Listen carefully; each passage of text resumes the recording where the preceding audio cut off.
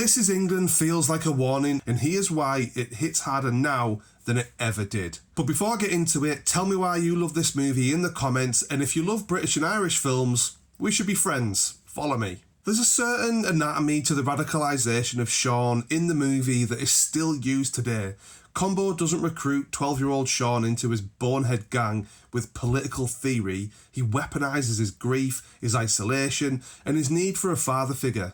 So swap those smoky living rooms or the National Front meetings for the comments section on a rage bait video, and Combo's grooming tactics are identical to how people are targeted across the UK today. The entire battle for English identity is up for grabs now as it was back then.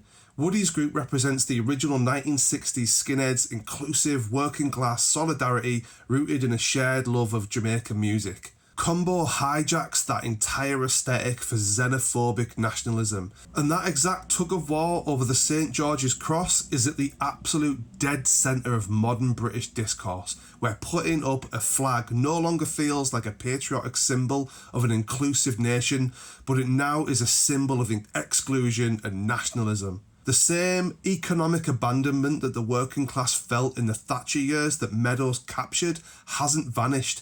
That raw feeling of being forgotten by a distant political establishment is the exact fuel driving social unrest today and being weaponised by certain groups to cause racial divide and hatred. This Is England remains a masterpiece because it understood a terrifying truth. Hate doesn't start with politics, it starts with a lonely kid looking for a place to belong, and if we don't do something to stop it, it ends with manipulation, fear, and violence.